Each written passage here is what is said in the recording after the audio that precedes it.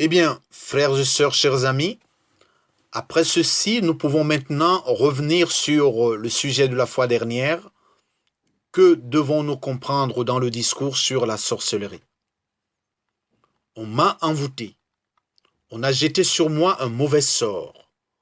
On m'a complètement bloqué. Il paraît qu'on a mangé mon cerveau au village. On m'a fait ceci, on m'a fait cela. Voici le genre de choses que nous entendons souvent de ceux et celles qui sont ou qui se considèrent comme victimes de la sorcellerie. Ce discours est très inaccessible à notre esprit cartésien par son défaut de rationalité. Comment peut-on lancer un sort à quelqu'un? Et que croire de la personne qui est bien vivante devant vous et qui vous dit « on a mangé mon cerveau ». Ceci amène souvent des thérapeutes à soupçonner chez les auteurs de ce genre de discours un dérangement psychologique ou mental. Considération qui, en général, devient une souffrance supplémentaire chez ces personnes. Le problème des plaignants, il faut le dire, se complexifie davantage à cause de ce manque de rationalité dans leur discours. Il reste cependant important de chercher à comprendre de quoi se plaignent ces gens. De quoi se plaignent ces gens? Il reste à comprendre ce qu'il en est des faits mis en cause et rapportés dans ce genre de langage, de l'état des personnes supposées victimes et de l'éventuelle relation de cause à effet avec des faits en question. Dans le cadre d'un accompagnement pastoral, d'un soutien fraternel, il y a toujours la nécessité d'un discernement rigoureux. Un discernement avec une approche pluridisciplinaire intégrant notamment des notions de psychiatrie transculturelle. Un discernement qui doit prendre en compte les faits réels et concrets, l'expérience des personnes supposées victimes, leurs témoignages, leurs modes de pensée qui sont souvent hérités de leur culture. Tout ceci doit être fait, comme je le disais la fois dernière, sans la moindre condescendance. Il ne faut jamais, je le dis encore, aborder les choses avec des considérations réductrices, avec des approches réductrices, car ceci mutile le réel de sa richesse et de sa complexité. 3 approches réductrices sont courantes. Premièrement, ce que j'appelle le rationalisme de salon et qui qualifie tous ces discours de délire et d'expression manifeste d'un arriérisme mental. Deuxièmement, la réduction psychologique stricte. Ici, tout est psychose, tout est névrose, aussi bien dans la pratique du sorcier que dans l'expression et le discours de la personne souffrante. Troisièmement, le spiritualisme catégorique, qui considère tout comme étant dû à l'action des forces du mal. Alors, on voit le diable partout, les démons partout, tout est dû à l'action des démons. Une fois dit ceci, voyons maintenant de quoi parlent les plaignants. Ils parlent de diverses choses. Nous allons prendre le cas des Africains subsahariens. Voyons ce qu'il y a dans la pensée de l'Africain au sud du Sahara.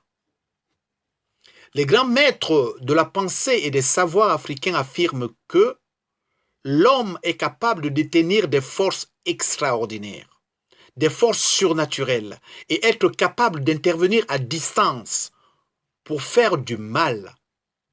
C'est le cas dans la sorcellerie, ou bien pour faire du bien, comme le feraient les guérisseurs. Ils disent que l'homme est capable de le faire après une initiation et de le faire avec une habileté certaine. Pour eux, tout s'expliquerait par le fait que tous, nous nous influençons les uns les autres à partir des énergies, des vibrations et des ondes que nous émettons. Quand elles sont positives, elles peuvent encourager, valoriser, consoler, voire guérir. Un seul regard peut encourager. Un seul regard peut valoriser. Une parole pareille. Ils disent que nous pouvons également, si ces ondes, ces vibrations, ces énergies sont négatives, nous pouvons décourager, dévaloriser, perturber, troubler, voire rendre malade.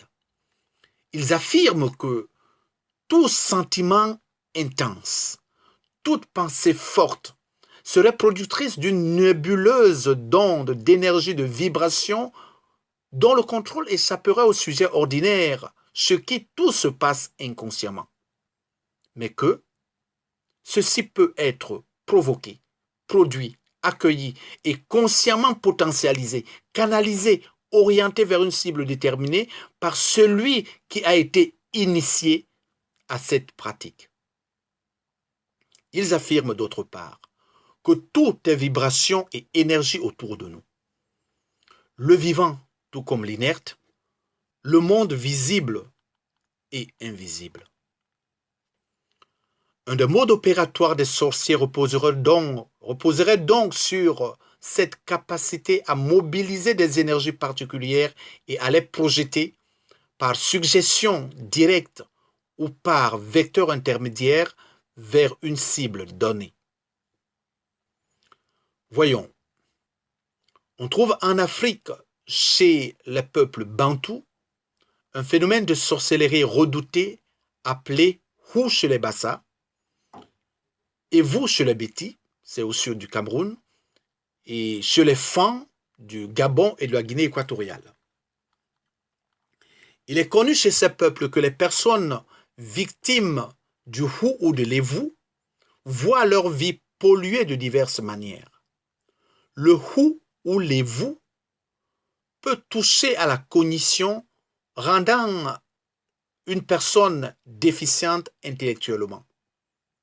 Il peut agir également sur les échéances de la vie, sur des promesses, en Bassaï on dit macaque, sur des promesses, oui, des rendez-vous de la vie pour les briser en série.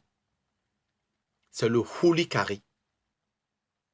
Et on distingue le Likari Ligual qui touche à la maternité et conduit à des fausses couches à répétition.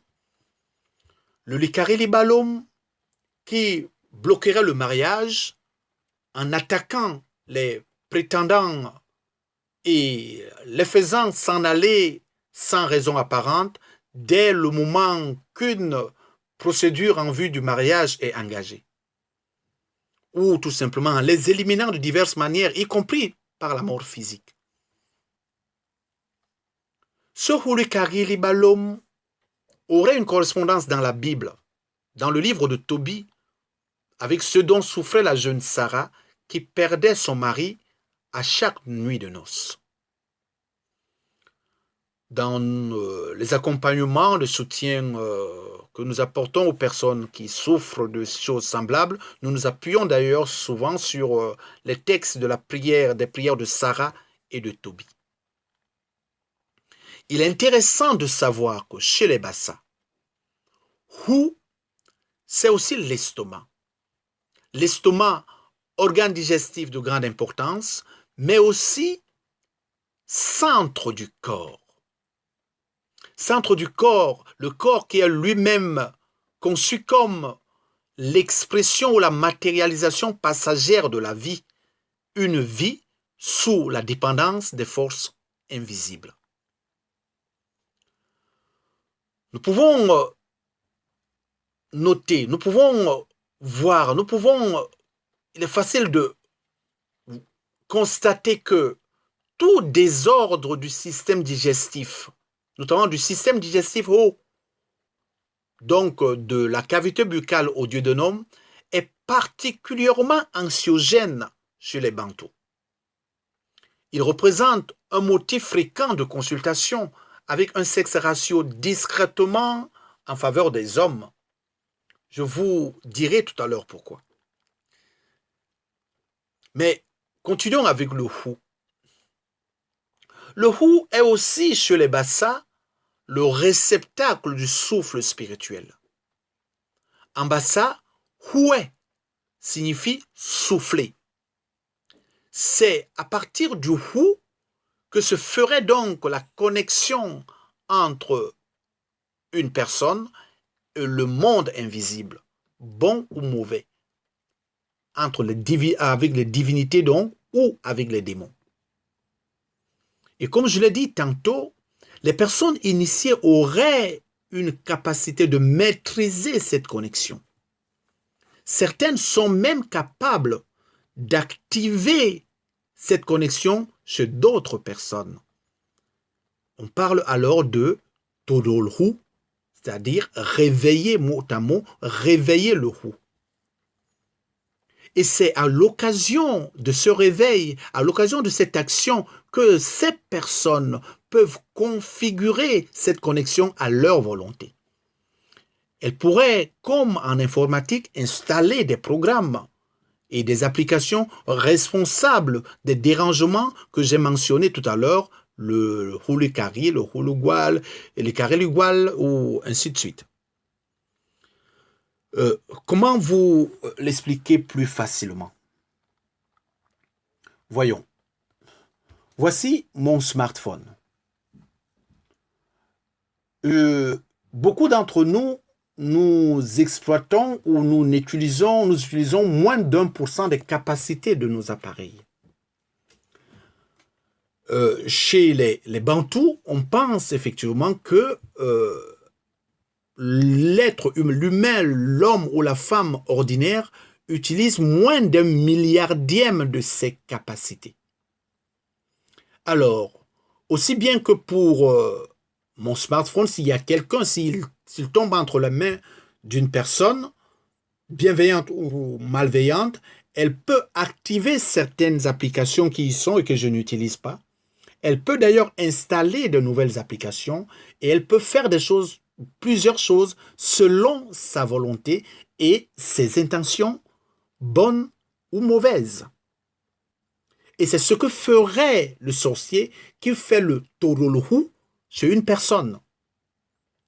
Le logiciel du sorcier, une fois installé, met leur programme en exécution dès le déclenchement automatique. Avec déclenchement automatique, à chaque fois qu'un phénomène de la vie de l'individu, par exemple une grossesse ou une grossesse en mariage, vient tout simplement appuyer sur la touche Start. Et ça part. Oui, excusez-moi, attendez. Voilà ce dont parlent les plaignants. Voilà ce qu'ils ont en tête. Voilà leur paradigme qui n'est pas forcément ce que nous pouvons partager, mais qu'il est important de comprendre pour mieux les accueillir et mieux les accompagner. Vous savez, frères et sœurs, chers amis, croyez-moi, personnellement, je n'ai aucun intérêt à l'existence de Satan avec son cortège de démons. Mais je ne crois pas qu'il suffise de dire qu'il n'existe pas pour qu'il en soit ainsi. Je crois en Dieu, Père, Fils et Esprit Saint.